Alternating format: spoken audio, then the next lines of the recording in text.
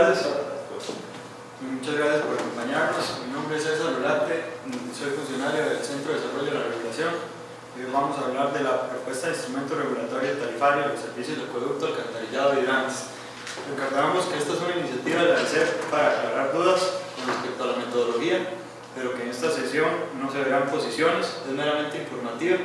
La misma es para que se realicen posiciones durante la audiencia pública para el instrumento o metodología tarifaria para los servicios de acueducto, alcantarillado y hidrante, que se tramita bajo el expediente OT 343-2018. La audiencia pública tendrá lugar el día 16 de agosto de 2018 y cualquier duda se puede hacer llegar a consejero@arecep.go.cr. Bueno, algunos antecedentes que dan paso a esta metodología son el reglamento sectorial para la regulación de los servicios de acueducto y alcantarillado sanitario del decreto ejecutivo número 30413 del plan MINAE, en donde se establecen definiciones y condiciones generales en que se aplica la norma técnica y la metodología tarifaria que regula a los prestadores y su relación con la ARECEP. Está la declaración del servicio de hidrantes como servicio público y reforma de las leyes conexas, en donde ARECEP debe reconocer entre las estructuras tarifarias de acueducto los costos de inversiones de los hidrantes, esto mediante la ley 8641 y el decreto ejecutivo 35206 del plan MINAE, en donde además se establece el desarrollo de la red de hidrantes. La Junta Directiva además estableció el mecanismo de cálculo para la tarifa mediante la resolución de Junta Directiva 151 del 2018 y las resoluciones como la del regulador RG 8861 del 2018. Se establece para los servicios de acueductos, alcantarillado y hidrante una tarifa que rija a partir de enero del 2010, donde se establece la vigencia de esta metodología para la IA. Algunos conceptos del marco legal o artículos constitucionales son el 21, 50, 46, donde se detalla que es un derecho fundamental el acceso al agua potable para el usuario y es de interés superior. Además, se establecen potestades regulatorias en la fijación de precios, del servicio de costo y equilibrio financiero del operador, de la promoción de eficiencia en los artículos 4, 3, 5, 29 y 31 de la ley 7593, la ley de ARECEP, así como los subsidios, los hidrantes y la calidad que debe brindarse. El objetivo de esta propuesta responde a un objetivo general de establecer un instrumento tarifario que formalice y permita mejorar la regulación del sector de aguas. Los objetivos específicos: sistematizar y formalizar el conjunto de métodos para realizar las fijaciones tarifarias ordinarias correspondientes a los servicios de acueducto, alcantarillado y hidrante de manera detallada, rigurosa y clara, introducir mejoras y actualizaciones del procedimiento de fijación tarifaria ordinaria que incentiven a resolver los problemas identificados en el sector y obtener el ajuste porcentual requerido para compensar el cambio en los costos y en la demanda y por tanto en los costos totales de inversiones para el periodo en que estará vigente las nuevas tarifas.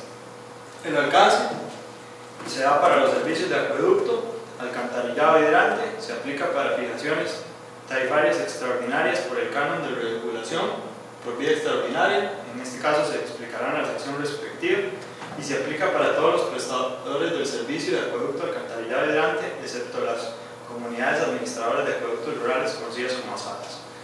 El modelo plantea algunas pautas generales, como que el periodo de fijación será de 5 años con una revisión anual, de acuerdo a lo establecido en la ley, que cada uno de los servicios de acueducto, alcantarillado y hidrantes, en la metodología se garantiza que los ingresos totales sean suficientes para cubrir los costos totales, más un rédito para el desarrollo y el canon de la regulación.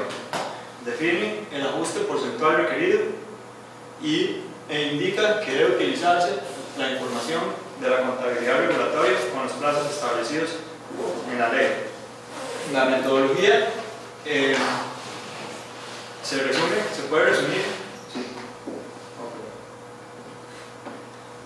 en que los ingresos totales tienen que ser iguales a los costos y gastos operativos y de mantenimiento totales más el rédito para el desarrollo. como están establecidos estos costos y gastos, ahora vamos a ver en detalle los costos y gastos operativos de mantenimiento totales, el rédito para el desarrollo y cómo se define, que es igual a una base tarifaria que se multiplica por una tasa para el rédito, y cómo esto tiene que ser igual a los ingresos totales y de ahí determinar el ajuste porcentual requerido mediante las fórmulas de la metodología. Primero se tienen los subíndices de las ecuaciones, de todas las ecuaciones que se presentan en la metodología, donde el subíndice I indica el servicio o actividad que se está fijando, que puede ser acueducto, alcantarillado o hidrantes. La empresa E, que son los operadores de servicios regulados, actualmente SPCH y el AIA, y el subíndice T es la temporalidad de las fijaciones. Entonces son fijaciones anuales para un periodo de 5 años con información de un periodo base, en donde el periodo T toma valores para T igual desde 1 hasta 5, correspondiente al periodo de tiempo en el cual va a estar el ajuste tarifario, iniciando con el año calendario T igual 1, inmediatamente posterior al año calendario base T-1, típicamente correspondiente a un periodo de 5 años. Y aquí agrego un párrafo que está en el documento metodológico, donde además indica, cito, además debe indicarse que el periodo en vigencia de la tarifa no necesariamente debe coincidir con el periodo T para el cual se hace el ajuste tarifario, por lo que la Intendencia de Agua deberá determinar el periodo de vigencia de estas tarifas según el artículo 16 de la Ley General de la Administración Pública y deberá incorporar en el estudio de fijación los criterios empleados. Y el periodo T-1 corresponde al periodo base de análisis considerado en el estudio de fijación tarifaria, que permite establecer un periodo base con el uso de valores reales observados a finalizar del año calendario anterior a donde se empieza el año del estudio. La primera ecuación o la primera parte de la metodología lo que indica es que a los operadores debe darse los costos y gastos operativos y de mantenimiento totales, que corresponden a los gastos por remuneraciones, los costos por servicios, la depreciación, los costos de materiales y suministros y otros gastos. Se agrupan así de acuerdo a la contabilidad regulatoria y se especifica en la metodología cómo se debe proyectar cada uno durante el periodo en que se fijarán las nuevas tarifas y de dónde debe provenir cada uno de estos rubros en el dato real base observado. La otra parte de la ecuación es la tasa del rédito y multiplicada por la base tarifaria, lo que daría el rédito para el desarrollo de la actividad. Ahora veamos en detalle cómo se calcula la tasa del rédito. Se hace con un modelo de costo promedio del capital, o WACC por sus siglas en inglés, en donde se promedia la tasa de rédito de la deuda de la empresa, que es un promedio ponderado de la deuda de la empresa, multiplicado por la proporción de esa deuda con respecto a la suma de la deuda y el patrimonio, que es el A de la ecuación, más una tasa a la cual se retribuye el capital propio que se invierta de la empresa, multiplicado por la proporción del capital propio que se aporte en relación a la suma del capital y de la deuda. Entonces, es una tasa de rendimiento que se analiza como un costo de oportunidad de largo plazo, en donde se tiene tanto el endeudamiento y a cuánto tiene que pagarlo la empresa, más el capital propio y cuánto es la retribución por ese capital propio. En el cálculo de esta retribución del capital propio se obtiene el modelo de valoración de activos de capital, KPM, en donde el modelo es un desarrollo teórico ya aprobado y de alta aceptación, que se utiliza mediante el cálculo mediante una tasa libre de riesgo, y a esto se le suma un premio por invertir en el sector de aguas en específico, y este premio se calcula como el rédito del mercado superior a esa tasa libre de riesgo multiplicado por un coeficiente de variación que se le indica como el beta apalancado de la inversión del sector de aguas. Estos datos se toman de la página del profesor Damodarán, quien calcula este modelo para todos los sectores y tiene los datos disponibles para el sector de agua. Esto nos da cuánto es el equivalente o el del costo de oportunidad oportunidad de invertir en un sector de aguas con respecto a otros sectores. Y el beta apalancado lo que hace es tomar el beta desapalancado que publica el señor Damodaran en su sitio web o la fuente que se utilice disponible de este modelo y multiplicarlo por 1 menos el impuesto que se asume cero de acuerdo a un acuerdo de junta directiva hasta que este cambie, y esto se multiplica por la razón de la deuda sobre el capital. Esto porque entre mayor el nivel de endeudamiento de la empresa se vuelve más riesgoso y es requerido un mayor beta o un retorno de la covariancia en el sector. Y la otra parte, la parte de la base tarifaria, es el activo fijo neto en operación revaluado promedio. Este activo fijo neto en operación revaluado promedio es simplemente el promedio ponderado del activo fijo neto en operación revaluado, tanto a final del periodo de año base analizado como al final del periodo del año base en que se aplicará la fijación. Eso quiere decir en diciembre del año anterior y el valor a final de diciembre de este año dividido entre 2. Aquí se tienen desde las ecuaciones 7 a la 22 del modelo de cómo se debe determinar este activo fijo neto operado en revaluación promedio. Yo tengo un resumen y tengo todas las ecuaciones, entonces no sé si se ve claramente. Vamos a ver ambas cosas, les explico el resumen y si quieren que veamos en detalle alguna de las ecuaciones, la vemos. El activo, como en todas las metodologías, se trata de ir desde lo más amplio e ir desglosando cada una de estas ecuaciones de la forma que quede explícito cómo se va a determinar y los valores de dónde se van a obtener para cada una de estas ecuaciones. Entonces tenemos que la base tarifaria es lo que está aquí abajo del activo fijo neto en operación revaluado promedio, que es el promedio de los dos que ya mencioné, el saldo inicial y el saldo final del activo fijo neto en operación revaluado. El saldo inicial es la suma del activo fijo del costo más el activo fijo revaluado menos la depreciación del costo menos la depreciación revaluada. Esto a final del periodo T-1, y ya con eso se tiene cuánto sería el activo fijo neto en operación revaluado promedio del periodo T-1.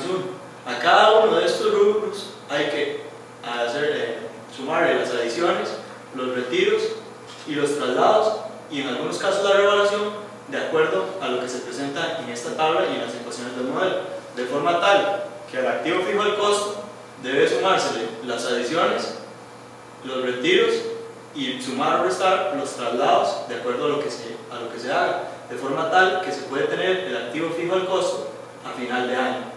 En el caso del activo fijo revaluado, debe restársele los retiros, sumársele los traslados y aparte incorporar la revaluación correspondiente al año T para tener el activo fijo revaluado a final de año. En el caso de la depreciación al costo, debe restarse los retiros, sumarse los traslados, sumar la depreciación correspondiente a ese año, y con eso se obtiene el saldo a final de año. Y en el caso de la depreciación acumulada revaluada, se deben sumar las adiciones, sumar o restar los traslados según corresponda, sumar la depreciación revaluada y sumar la revaluación de la depreciación, y con eso se obtiene el valor de la depreciación acumulada revaluada a final de año o inicial para el periodo T. Una vez que se suman el activo fijo al costo a final del periodo T más el activo fijo revaluado y se le resta esto, la depreciación al costo y la depreciación revaluada, se tiene el saldo del activo final que se va a utilizar para promediar en el activo fijo neto en operación revaluado promedio. Estas son las ecuaciones de la 7 a la 22 más el índice de la revaluación que no se explica, que es un componente local y un componente externo. Entonces voy a pasar estas y si quieren nos detenemos en alguna. El índice de compuesto de la revaluación de activos, en la metodología se especifica que si se tiene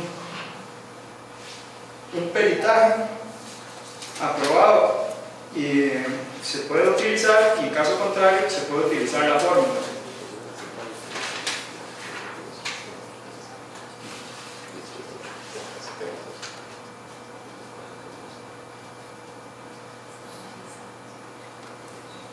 Por otra parte, tenemos el lado derecho de la ecuación, que corresponde a los ingresos totales.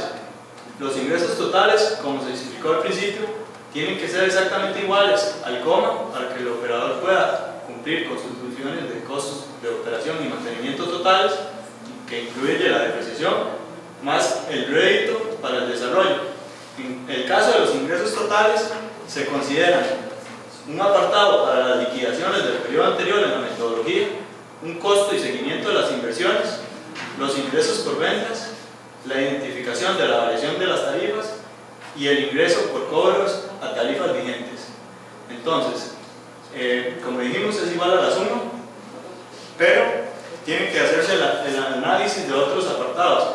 En este caso, se incorpora en esta metodología el análisis de la liquidación del periodo anterior con algunas aclaraciones que posteriormente estaré explicando, en donde lo que se hace es tener los costos totales ajustados y restar los ingresos totales ajustados, de forma tal que cuando la empresa llegue a solicitar una tarifa, se haga el análisis de cuánto fue la diferencia en el coma del año anterior con respecto a lo que realmente sucedió, con el coma estimado que se utilizó en la fijación tarifaria anterior con respecto al que realmente se dio y se tiene registro en libros a final de año. Lo mismo para el valor de los ingresos, de forma tal que se pueda hacer este ajuste entre lo que realmente sucedió y lo que se esperaba o se fijó en la estimación anterior, tanto para el rubro de la liquidación de los costos como para el de los ingresos. Hay algunas especificaciones que se ponen en el apartado costo y seguimiento de las inversiones, donde se aclara que el plan de inversiones debe ser presentado según el formato de clasificación de activos que establezca la Intendencia de Agua y clasificadas en micro y macro inversiones y las subclasificaciones correspondientes. Además, se debe indicar el monto específico anual para cada una de las inversiones propuestas y justificar la concordancia con el plan de inversiones propuesto con el Plan Nacional de Desarrollo, el Plan de Mejora y Expansión Continua del Servicio y el ser relevante con los planes sectoriales existentes. Se deben justificar las inversiones solicitadas por el prestador del servicio en términos de criterios técnicos, financieros, razonables, además de mostrar que tiene un impacto positivo en la calidad y continuidad del servicio. La cantidad de ediciones, aquí en el costo y seguimiento de las inversiones se tiene una parte que es la determinación de las adiciones, otra que es para la determinación de los retiros y otra que son apartados especiales para el seguimiento de estas inversiones. En el de determinación de las adiciones, la cantidad de adiciones se calcula como la proporción o el porcentaje en ejecución de las inversiones reconocidas por la ARECEP para el periodo T. En cada estudio tarifario, las empresas deben reportar la cantidad de obras construidas y equipos instalados durante el año para así determinar el porcentaje de ejecución anual de las inversiones, siendo este el cociente entre las inversiones ejecutadas y las reconocidas por la Intendencia para ese año. Para el análisis de las adiciones, ARECEP deberá realizar visitas de campo a los diferentes proyectos con el propósito de verificar montos, ejecución y año de aprobación. Se deberá justificar y separar en los registros la proporción de las adiciones correspondientes a reposición de activos que se retiran y la proporción por expansión del servicio. En cuanto a los retiros, las empresas están obligadas a depurar la base tarifaria y para ello deben de presentar en cada estudio tarifario el detalle de activos retirados clasificados por reemplazo, deterioro, obsolescencia, traslados u otros. Los retiros se deben presentar para cada grupo de activos en el periodo en que se retiró o se prevé retirar, indicando los valores del activo al costo, revaluado y sus respectivas depreciaciones, tanto al costo como revaluado. Asimismo, indicar si el retiro originó una pérdida o ganancia contable y la ubicación física del activo. Algunas consideraciones especiales de las inversiones, que esto es muy importante para las empresas, que es, empezamos con los desplazamientos de entrada en operación y capitalización de adiciones proyectadas. En caso de que las adiciones de los activos reconocidos por la Intendencia para el periodo T-1 en su habilitación operativa sufriera atrasos y por ende su entrada en operación y capitalización deba ser en otro periodo T, en este caso la empresa debe actualizar el costo estimado de la adición de activos proyectado y en el comparativo debe indicar la diferencia entre el monto previamente reconocido y el valor actual, diferencia que deberá ser justificada técnicamente para la valoración por parte de la Intendencia de Aguas.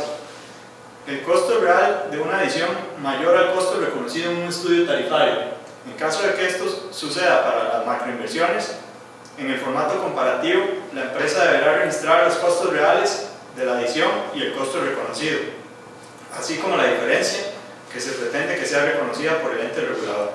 Para ello deberá presentar las justificaciones técnicas, el desglose de los costos de los proyectos con las estructuras de costos correspondientes, según sea aplicable.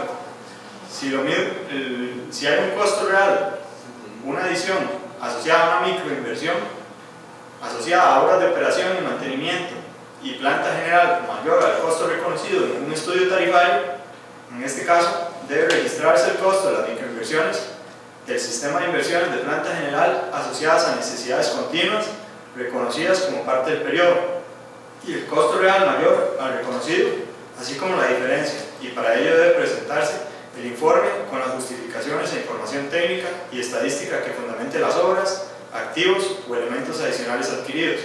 En el caso de las cuentas o grupos de activos, las empresas deberán presentar la composición de la cuenta, es decir, los elementos técnicos que la componen para determinar la razonabilidad de aquellos rubros, un costo mayor al costo incorporado por la Intendencia en la fijación tarifaria T-1. Y el costo real de una adición macro o microinversión asociadas a obras de mantenimiento de planta general menor al costo reconocido en el estudio tarifario, antes eran mayores, ahora menores, se debe registrar los rubros de las macro o microinversiones del sistema que presenten subejecuciones y las diferencias correspondientes para realizar la liquidación de los recursos no ejecutados en el periodo en el que estuvo vigente la tarifa y con ello trasladar a los usuarios los ingresos otorgados por encima de sus costos de inversión. Un incentivo para el cumplimiento del plan de inversiones por parte de los operadores es que es la parte que se asocia al rédito de la tasa del rédito que se obtiene, la tasa del rédito multiplicado por la base tarifaria. Al hacer la reducción de esta base tarifaria, las modificaciones se realizarán en el siguiente periodo, y como estos recursos ya han sido reconocidos al operador en tarifas, las inversiones no ejecutadas, una vez tomadas en cuenta las disposiciones especiales, estarán como disponibles o faltantes del operador, por lo que esta diferencia deberá utilizarse en el siguiente periodo para el estudio. Pasamos a la parte de los ingresos. Los ingresos por ventas son iguales a los ingresos totales menos otros ingresos que tenga el operador.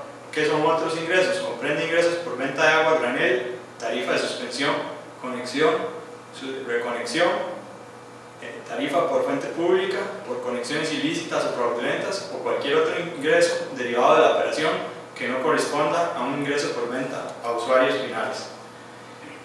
El cambio absoluto requerido para el ajuste de los estudios tarifarios es igual a la diferencia entre el ingreso por ventas menos el ingreso por ventas con las tarifas vigentes.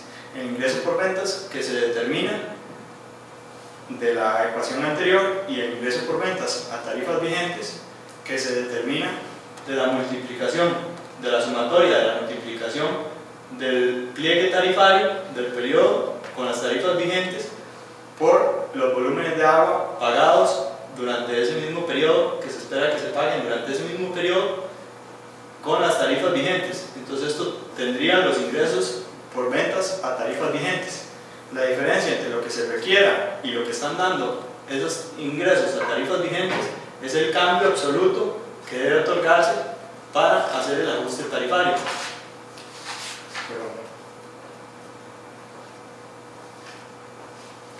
En cuanto a la determinación del volumen de agua a facturar, el volumen de agua a facturar se obtiene a partir del análisis de demanda que se considere en la estimación para el periodo en que regirá la tarifa, el número de abonados por tipo de tarifa en cada uno de sus bloques y su consumo asociado. El método o técnica que se utilice en las proyecciones deben justificarse y cumplir con los criterios estadísticos y econométricos que se establecen con base en la ciencia, técnica y lógica, tal y como establece la Ley General de la Administración Pública. El estudio de mercado en el operador presente que el operador presente a la RECEP debe indicar el software utilizado, la identificación del modelo de predicción empleado y los resultados obtenidos. Y la determinación del porcentaje de ajuste que se dará a las tarifas se obtiene como el cambio absoluto dividido entre el ingreso por ventas con las tarifas vigentes multiplicado por 100 para que se den en términos porcentuales. Una disposición de la actualización del canon de la regulación por vía extraordinaria se refiere a que si la variable canon de la regulación y calidad vigente para la actividad de acueductos, alcantarillados y hidrantes, el cual es aprobado por la Contraloría General de la República, debe ajustarse de manera extraordinaria cuando esta variable cambie, cumpliendo lo que establece la Contraloría General de la República. Este gasto es el único que se actualiza, en dado caso, en los estados de resultados vigentes y con ello se obtiene un nuevo resultado. Y como transitorio para el trato de adición de activos, se mantiene o se respeta un acuerdo de junta directiva, el acuerdo RGD 056 de 2018, que establece que la adición de activos de la AIA se realizará una vez que se hayan realizado las inversiones. Y esto sería la presentación y ahora pasamos a la etapa de dudas en caso de que...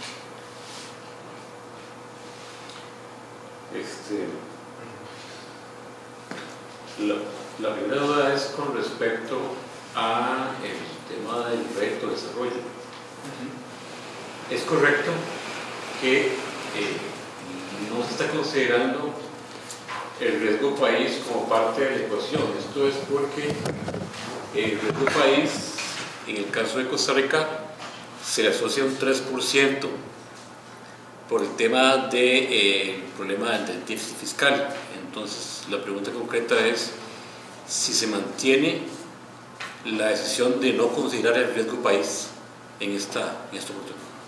Sí, a nivel de la RECEP, esa fue una decisión que se tomó para todas las metodologías de no considerar el riesgo país. Está en una resolución de junta directiva y se mantiene vigente la resolución.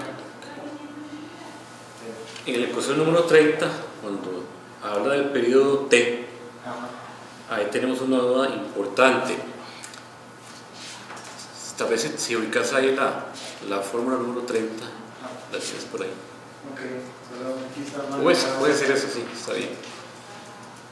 Si usted observa ese periodo T, entendemos que el periodo T es el periodo básico de 5 años, ¿es correcto? Correcto. Okay.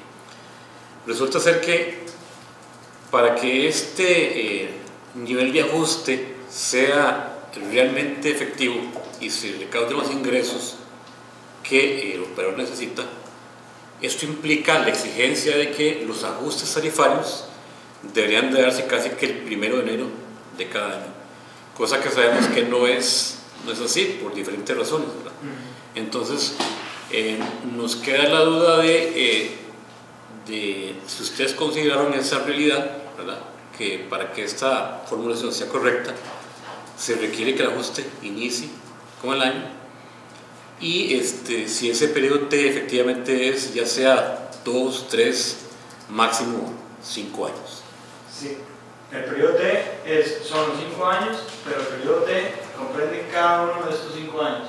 ¿Qué quiero decir? Que lo que tiene que estar en equilibrio son los ingresos, por ejemplo, 2019 con respecto al coma y el rédito 2019. Si el ajuste tarifario, como sabemos, no siempre empieza el 1 de enero, digamos se hace el estudio en agosto y empieza a regir en septiembre, lo que tiene que estar equilibrado es todo el año en su conjunto. Entonces, por eso está el apartado que vi al inicio, en donde indica, además debe indicarse que el periodo de vigencia de la tarifa no necesariamente debe coincidir con el periodo T, para el cual se calcula el ajuste tarifario. ¿Esto por qué?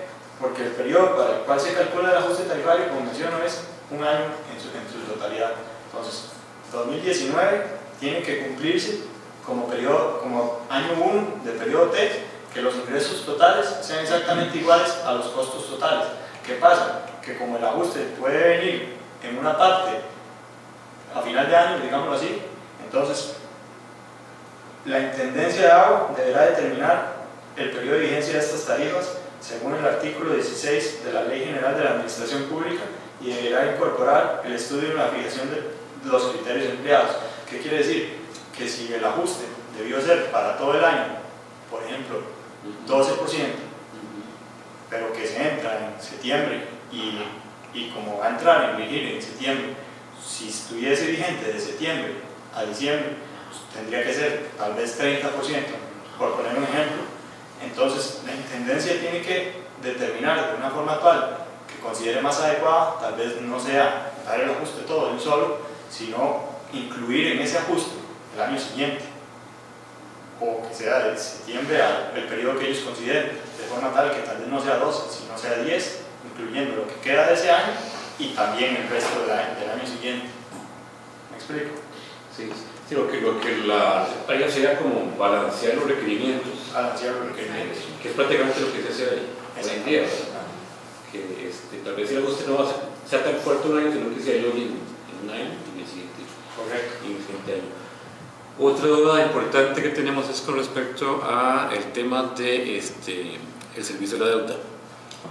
El servicio de la deuda es cada vez más importante porque las tarifas, las inversiones deben de cubrirse no solamente con tarifas, sino con préstamo, con servicio de la deuda, para amortiguar el peso del costo de las inversiones. No podemos cargar todo a la tarifa porque no se podría. El rédito de desarrollo incorpora ese componente. El rédito de desarrollo debería cubrirme las inversiones que yo financié con tarifas o con servicio de la deuda, que al final de cuentas todo se financia con tarifas. Correcto. Sí, pero lo que no encontramos es relación con el tipo de cambio, porque el tipo de cambio aquí sí juega una variable importantísima, porque si bien es cierto, no existen proyecciones de tipo de cambio, sin embargo, sí es una variable que va a impactar ese servicio de la deuda. Entonces, ¿existe o no el tipo de cambio en esta metodología y de qué forma quedó definido? Ok. Vamos a leer de la metodología para no agregar. Ok. La deuda o la variable D es el valor de la deuda, del servicio o actividad I de la empresa E para el periodo T. Se consideran únicamente las obligaciones con costo financiero del servicio I. Este dato se obtiene a partir de la contabilidad regulatoria e información complementaria a esta que establezca la DCE. Yo diría que su duda es bastante válida. En este momento, como lo estábamos pensando, era tener un costo ponderado de la deuda en términos de colones, aplicando un tipo de cambio, pero tiene usted la razón de que si el tipo de cambio se varía, también varía digamos, la proporción de la deuda que se va a pagar en ese año. En ese caso, yo no usaría este espacio, digamos, para responder esa pregunta. Tal vez no Luis quiera agregar algo. Básicamente ahí lo que tendríamos que decir es que lo que acaba de decir César se aplica para el caso de los datos que sirven de base de fundamento para hacer ese cálculo. Cuando se hace la proyección es cuando entra en juego ese concepto del tipo de cambio y que efectivamente, como los estados financieros están en colones y obviamente los cuadros del concepto de servicio de la deuda están manejados en la moneda en que se haya adquirido la deuda, pues para efectos de proyección se utilizan los supuestos o los datos que se tengan a mano a la hora de hacer el estudio tarifario con el tipo de cambio que corresponda. Si es en dólares, si es en yenes, si es en marcos o en euros, lo que sea, y efectivamente sí se toma en cuenta. Quizás lo que habría que, como bien lo dice César, es indagar un poquito dentro del detalle de lo que está ahí escrito, si hace falta agregarle ese concepto que no esté suficientemente bien desarrollado. Sí. Con respecto al tema de la deuda, también hay un elemento todavía más importante que entiendo, César, que dentro del modelo cabe la posibilidad de que el operador tenga que devolver recursos cuando no ejecuta lo que dijo que iba a ejecutar. ¿Entendimos bien? Una vez que se hayan hecho todas las disposiciones especiales, o sea, hay una disposición especial, por ejemplo,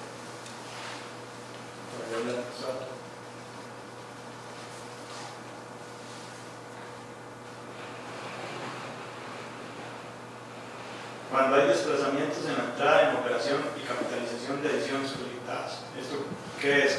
Que las adiciones que se proyectaban de invertir en ese año no se realizaron, pero son justificables. ¿Por qué no se realizaron? Y se capitalizarán y entrar a regir en otro periodo, por ejemplo, con esta disposición.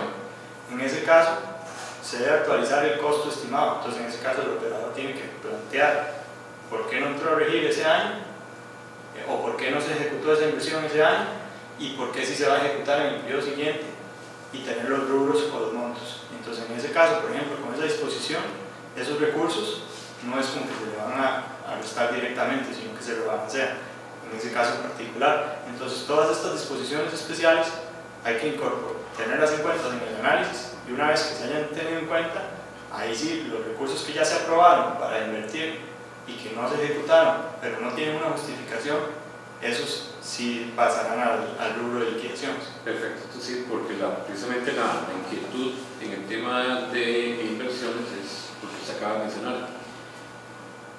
En la administración pública de recursos para invertir, todos sabemos, ¿verdad?, que es de mediano a largo plazo. Difícilmente una inversión en el sector público es de corto plazo. Solamente, por ejemplo, el hecho de plantear los estudios básicos de un proyecto nos puede llevar 2 años a la situación. Entonces hay múltiples factores internos, digamos, y externos que pueden ser determinantes a la hora de variar un poco el curso de un plan de inversión. Entonces, digamos que me da tranquilidad saber que si la institución puede presentar una debida justificación de por qué no cumplió con ese plan, usted lo va a considerar, ¿verdad? Así es. Así es. Ok, y el otro elemento importante es, tal vez, es que la deuda que financia inversiones son recursos que no se pueden tocar, son recursos prácticamente sagrados.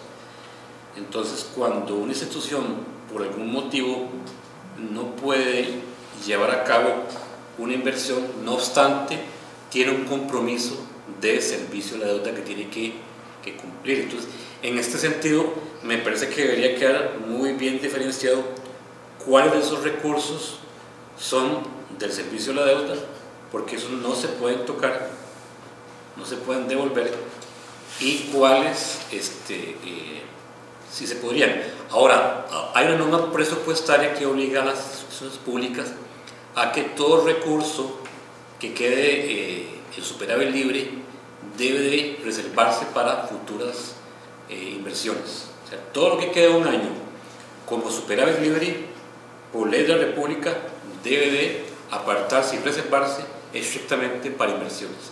De manera que la institución nunca va a tener recursos ociosos, ¿verdad? Entonces, en ese sentido, tampoco podríamos pensar en una devolución por esa misma razón, ya sea porque quedan comprometidos como deuda o porque por ley estamos obligados a reservarnos para inversiones en los siguientes periodos.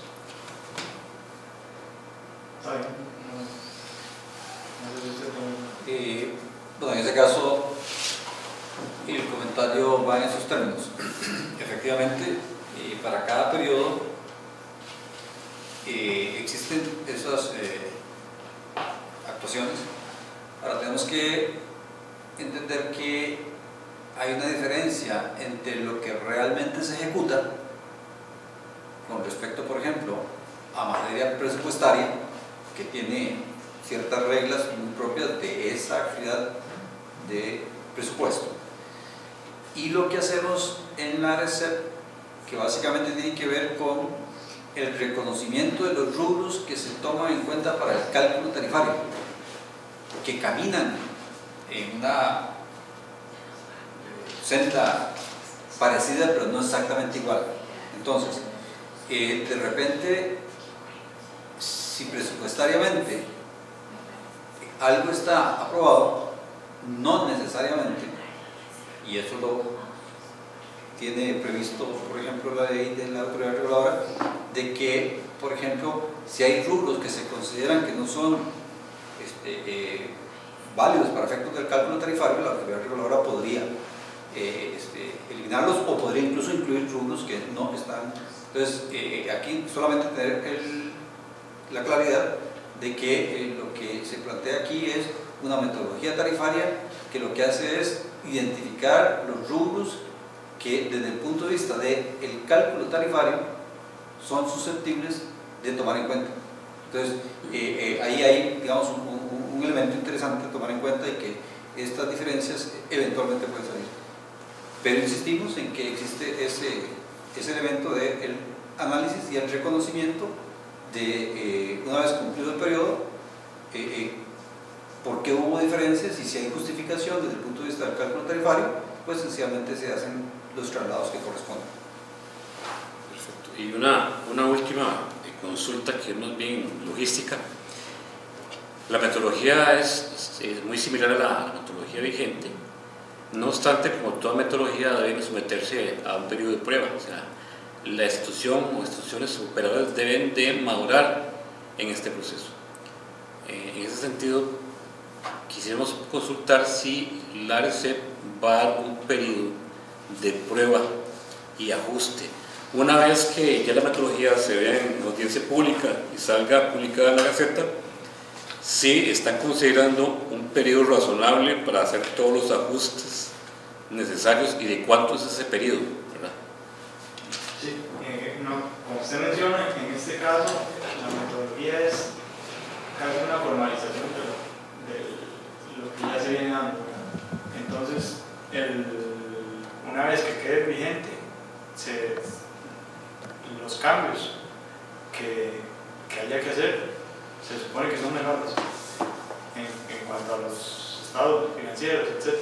Entonces, yo creo que una vez que quede vigente, eso es lo que va a regir para futuros estudios tarifarios. Entonces, si ya entró a regir un estudio tarifario en este año, probablemente ya para este año no, pero si se presenta uno nuevo para el año siguiente, ya probablemente sí se va a utilizar la metodología.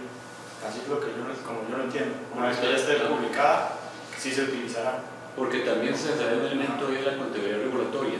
Pero en esa hay una aclaración. Que va ligada con este asunto, entonces también.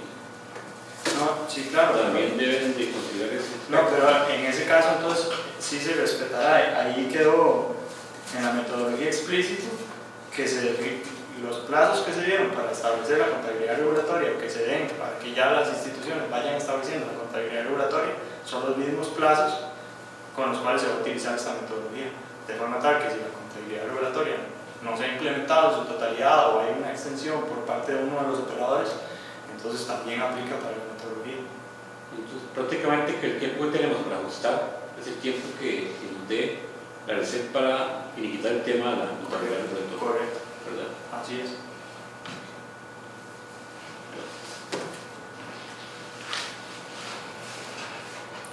Bueno, vamos. Muchas gracias por la participación y por las preguntas. Damos por finalizada la exposición. Recordamos que la audiencia pública es el 16 de agosto del 2018 a las 5:15 p.m. y agradecemos su participación.